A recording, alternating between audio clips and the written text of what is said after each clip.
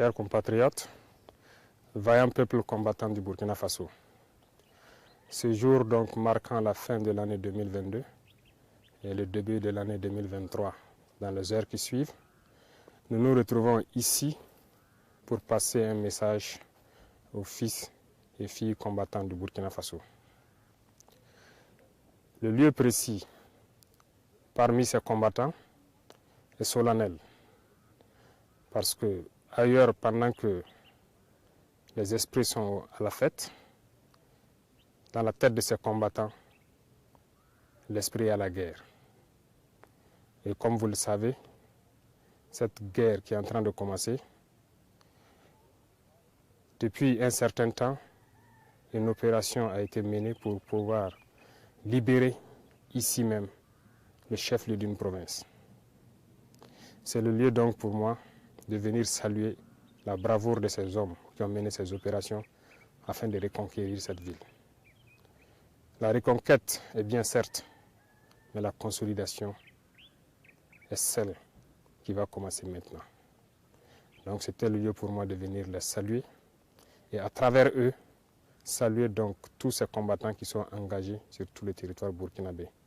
Forces armées nationales, forces de sécurité intérieure, volontaires pour la défense de la patrie.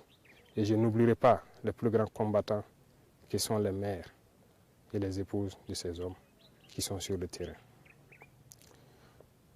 Aujourd'hui, nous sommes ici pour partager ces moments avec des frères d'armes et les encourager à aller de l'avant dans cette lutte. Les encourager, ça stipule qu'ils doivent chercher en eux du courage pour pouvoir continuer. Et où chercher ce courage? Je dirais donc à tous les combattants de ce pays que le courage, ils l'auront là où ils sont implantés.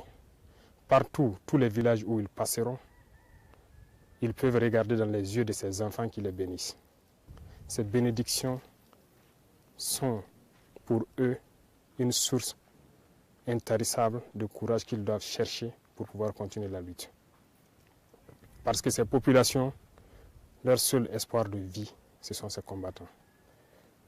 Et donc c'est pour moi le lieu de les dire, de ne jamais baisser le bras.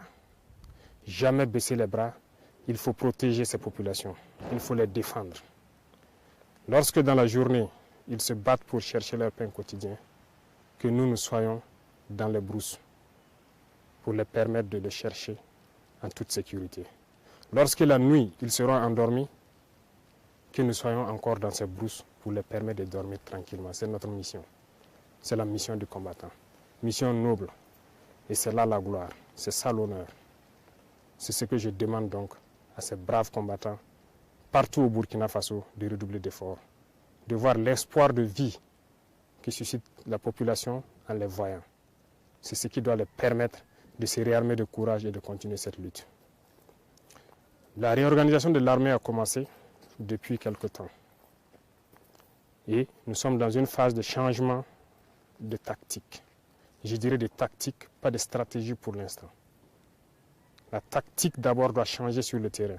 Et la stratégie, le changement global de l'organisation de l'armée, nous parlerons de changements stratégiques dans les jours à venir. Mais déjà dans la mentalité des combattants, la tactique a déjà changé. En témoin ça, et là les victoires sur le terrain. Et ça les donne donc du moral, ça les prouve qu'ils sont au-dessus, ils sont capables.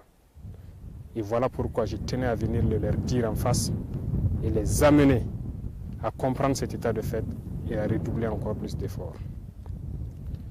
L'équipement et la logistique militaire qui peinaient, nous avons donc depuis un certain temps commencé un processus d'équipement. Et c'est le lieu pour moi donc de dire merci à certains pays voisins qui n'ont ménagé aucun effort pour nous aider à acquérir un certain nombre de moyens aériens et terrestres. Encore merci à tous pour tout ce qu'ils font pour le Burkina Faso et à tous les partenaires du Burkina Faso. Cette réorganisation logistique est en cours et va s'amplifier dans les jours à venir. Parce que le souhait pour nous, c'est que lorsque les populations demandent les forces, qu'elles soient présentes. Et cela demande donc de la logistique. Et c'est en cours de résolution et nous n'avons aucun doute que cela puisse se faire et que nous puissions dans de brefs délais, pouvoir subvenir rapidement aux besoins sécuritaires de nos populations. C'était l'occasion pour moi aussi de voir donc dans ces zones la nécessité des infrastructures routières qui donc posent un sérieux problème de développement de cette nation. Ça nous interpelle. Et parlant de cela donc, nous verrons quel programme urgent d'investissement en infrastructures routières pour accompagner donc l'élan de cette guerre. Parce que la mobilité logistique nécessite même ces infrastructures routières. C'est aussi le lieu pour moi donc de parler de gouvernance. La gouvernance a longtemps piétiné. Nous sommes dans un processus de lutte intense contre la corruption et de biens mal acquis. Il y aura donc un cadre de concertation que le Premier ministre va bientôt lancer pour la refondation de la nation. Il faut réformer totalement notre système de gouvernance. La justice et les contrôleurs ont reçu carte blanche pour commencer à mener la lutte contre la corruption. Et cela peut se sentir déjà sur le terrain. Je les encourage à continuer le travail et à pouvoir nous aider à changer notre système de gouvernance. C'est aussi le lieu pour moi de dire merci donc, comme je le disais, à toutes ces femmes, mères et épouses qui sont à l'arrière, ces héros, qui jour et nuit prient ne sachant que sont devenus leurs enfants ou que sont devenus leurs maris. Souvent par manque de communication, mais elles peinent. Elles peinent à avoir des informations, mais elles supportent.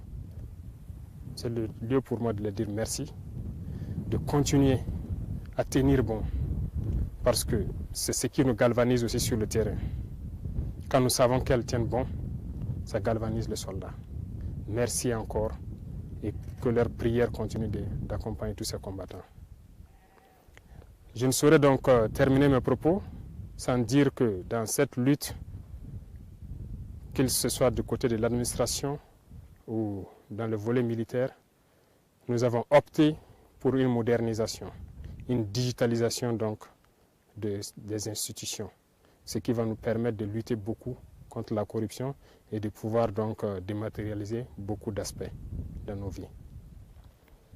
Chers compatriotes, peuple combattant, je vais souhaiter à tous les Burkinabés de l'intérieur et de l'extérieur que 2023, dans quelques heures, nous trouve en bonne santé, que nous puissions puiser au fond de nous cet élan de solidarité pour pouvoir soutenir les forces et les amener à plus de victoires, à reconquérir plus de terrain.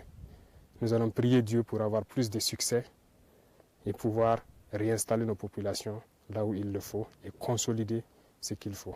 Nous sommes reconnaissants à tous ceux qui ont déjà posé des actes salutaires pour soutenir ces forces de défense et de sécurité.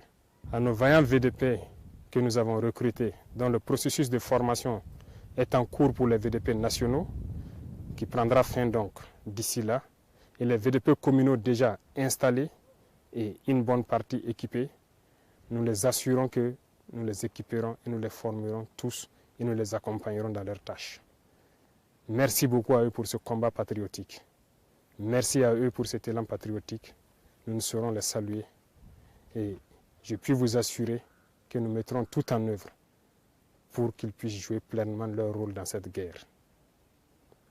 La patrie ou la mort, nous vaincrons.